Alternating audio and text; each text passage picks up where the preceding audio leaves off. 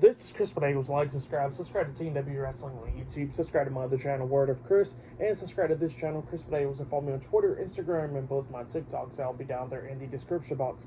And I'm here to do my WWE Friday Night SmackDown February 2nd, 2024 reviews. So here we go, discussing about tonight's episode of Friday Night SmackDown. So yeah, that's going to be the aftermath of the Royal Rumble pay-per-view.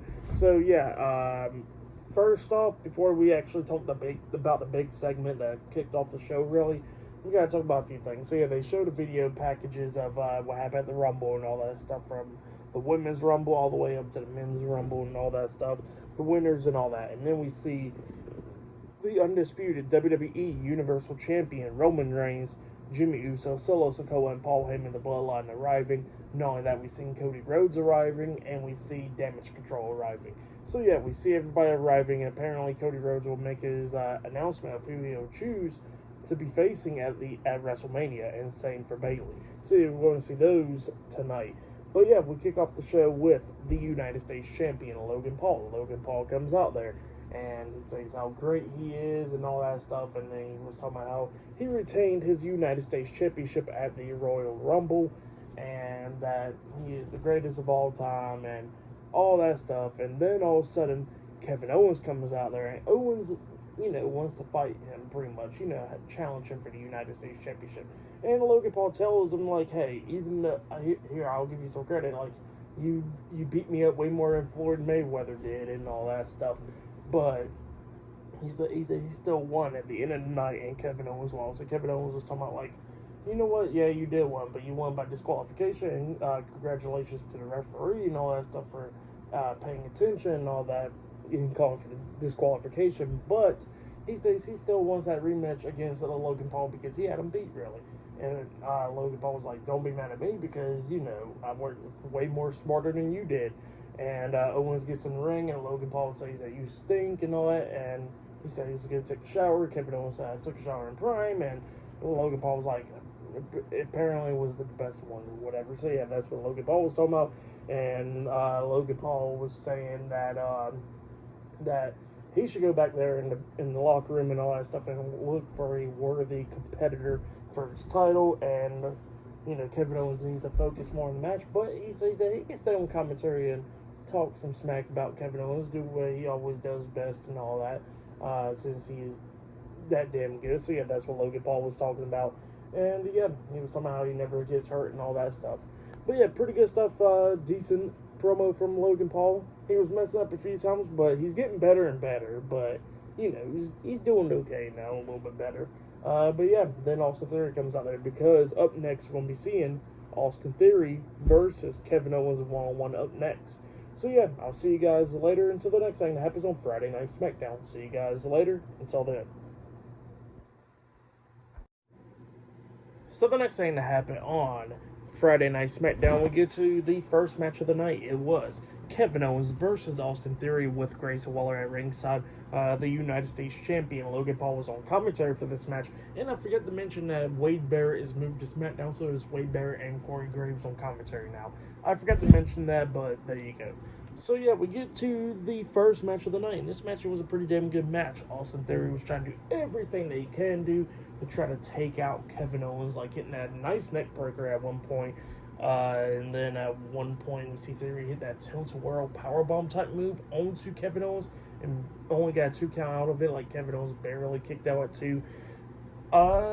Theory was, Kevin Owens was fighting back and everything, but Theory kept on having this match under control, going after his right hand and all that stuff, beating him down. And then at one point during this match, we see Theory coming close by picking up the win, but Owens kicked out, and then Grayson Waller pops up on the ring apron, distracting the referee.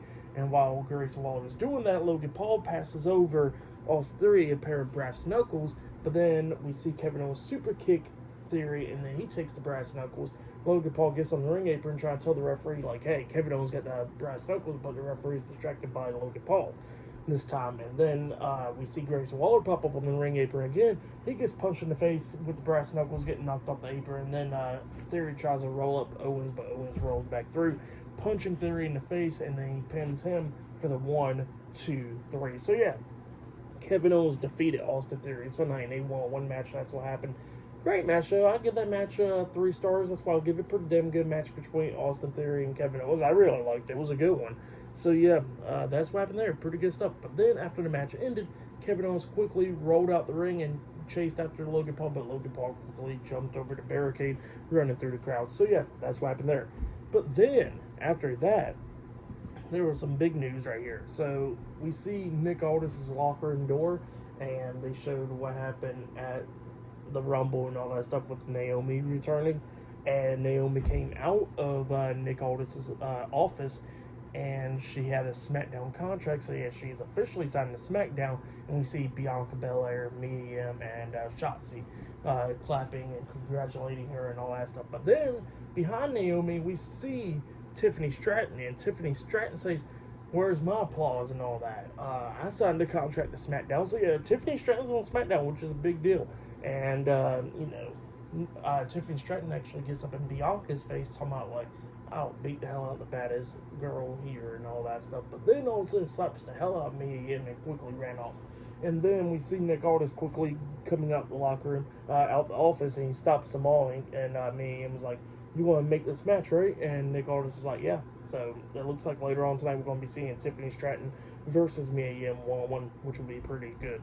So yeah, definitely can't wait for that one. But yeah, like I said, for that match, the first match of the night, I'll give it 3 stars as well. Give it. And up next, we're going to be seeing a Fatal 4-Way Tag Team Qualifier match.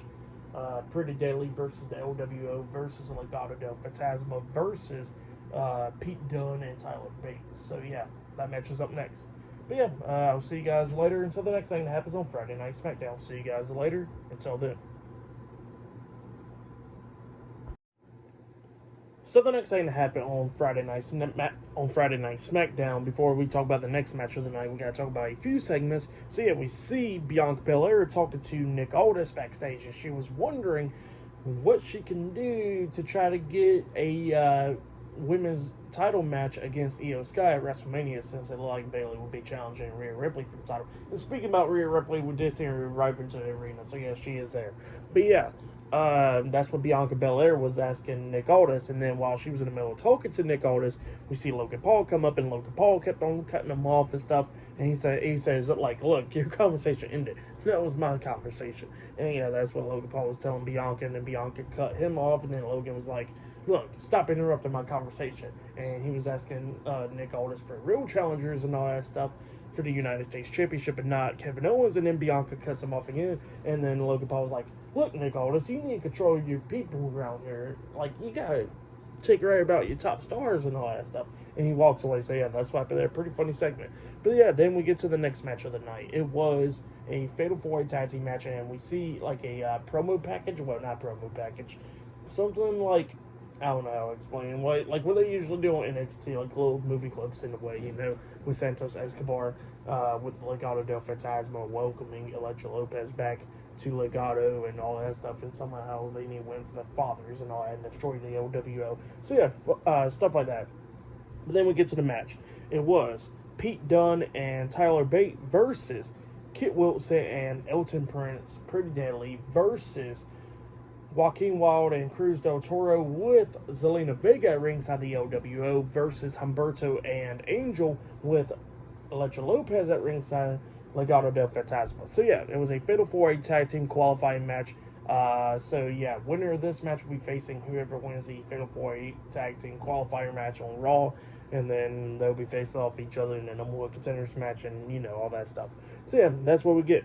We get to this match. This match was a pretty damn good match. There was a bunch of cool spots, like we see Joaquin Wilde on the second rope, and Butch, Tyler Bate, and Cruz del Toro pulls the ropes, and Joaquin Wilde just went flying. It's that same move they did on NXT that went viral and stuff. Same thing, he just lands on Legado and Pretty Deadly. So yeah, outside the ring, that was a pretty cool spot. But then everybody starts going inside the ring, beating the hell out of each other. Pete Dunne and Tyler Bate beating the hell out of Pretty Deadly, like they had clothesline, German suplex combination, I think, on the Kit Wilson. And then we see LWO taking out Legado del Fantasma, doing drop kicking him out of the ring and hitting some suicide dives onto him. We see Elektra Lopez getting up on the ring apron, and Zelina Vega knocks her off the ring apron, jumps off the ring apron with a double knees to the face onto Elektra Lopez, beating the hell out of her. And while all that was going down, we see Elton Prince roll into the ring, pulling Kit Wilson out the ring, and flop his hair forward and all that stuff, so the referee couldn't see it. And then while Butch was grabbing him, we see Kit Wilson coming up and rolling up Butch, but he kicked out. And then Butch and Pete Dunne, no, not Butch, Pete Dunne and Tyler Bate hits their tag team finish move on the Kit Wilson after they knocked out Elton Prince, my fault, and they pinned him for the 3 count. So yeah, Tyler Bate and Pete Dunne defeated Pretty Deadly, LWO, and Legado del Fantasma in the Fatal 4-Way qualifying match. So yeah, that's what happened there. I still need to get used by calling, Pete Dunne now, because, we had Butch for like over a year, and now it's Pete Dunne. So yeah, gotta get used to it once again. But yeah, I'll get there eventually. But yeah, pretty good match. I'll give that match 3 stars as well. I'll give it a great match between those teams. And yeah, then after that, we actually see Io Sky, Asuka, and Kairi Sane talking backstage, and Io Sky was telling them, like, hey, Bayley's done for tonight. And they all walked out laughing, and we see Bayley coming into the locker room from the other door and look all disappointed. So yeah, they're doing like that Batista segment with Batista listening on Triple H at one time when he won the Rumble back in 2005. Same thing. Pretty good stuff, though. But yeah, I'll see you guys later until the next thing that happens on Friday Night SmackDown. See you guys later. Until then. So the next thing that happened on Friday Night SmackDown, we'll get to the next segment of the night where we actually see Nick Aldis standing in the ring, and same for Adam Pearce. And then we see the WWE Women's World Champion Rhea Ripley watching all of this go down on the TV monitor backstage. But yeah, then we get Damage Control. So yeah, Bayley, the WWE Women's Champion, Io Sky, and the WWE Women's Tag Team Champions, Asuka and Kairi Sane, the Kabuki Warriors, Damage Control, they all come out. Dakota Kai's not with them this week.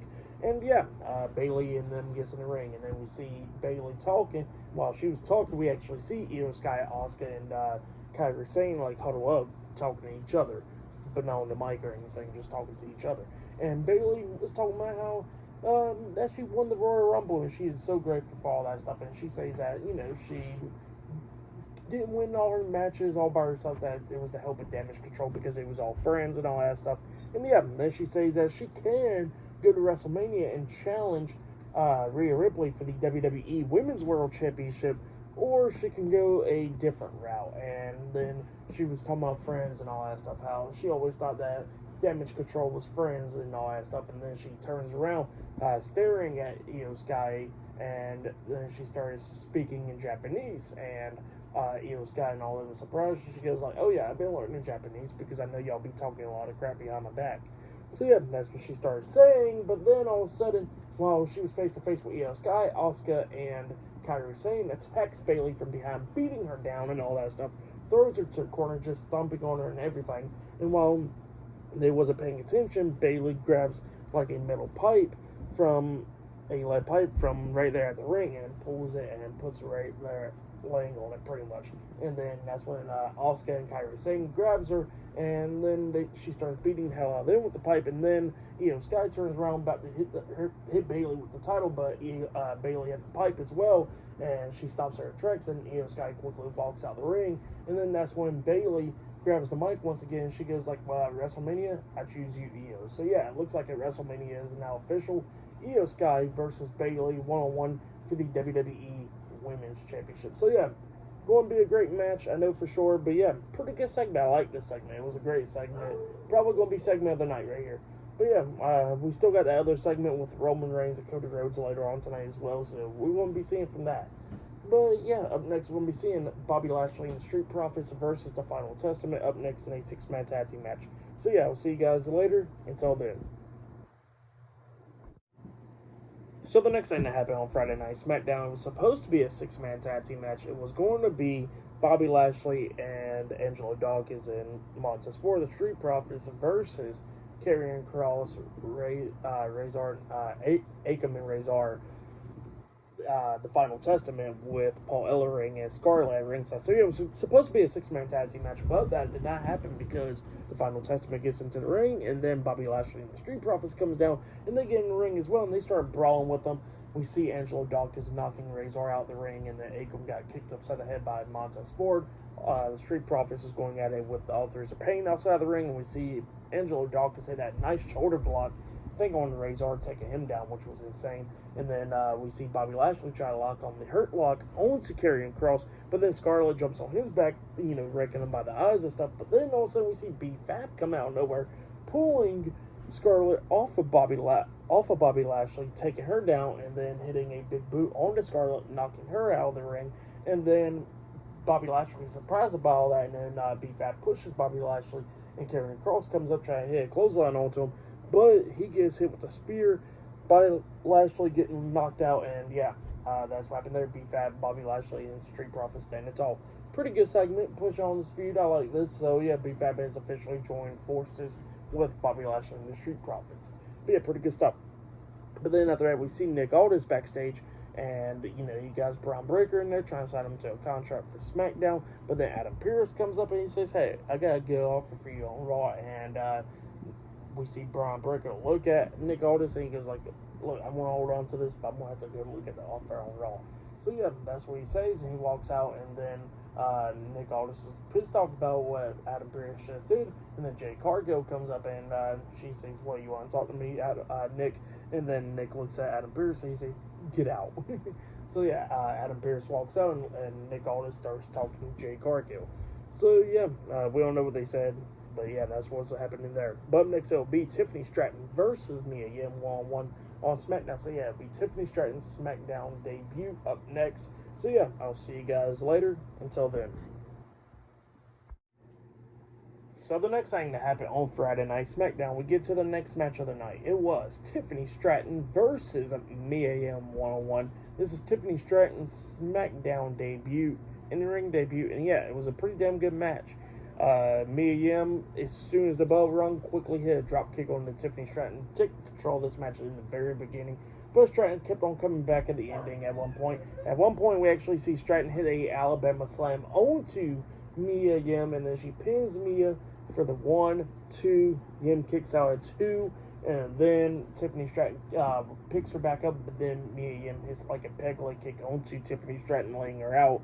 But then Stratton managed to pick up Mia Yim up on her shoulders, hitting that front flip move onto Mia Yim, that I forgot what you call it, the Green Bay plunge, pretty much, on her feet.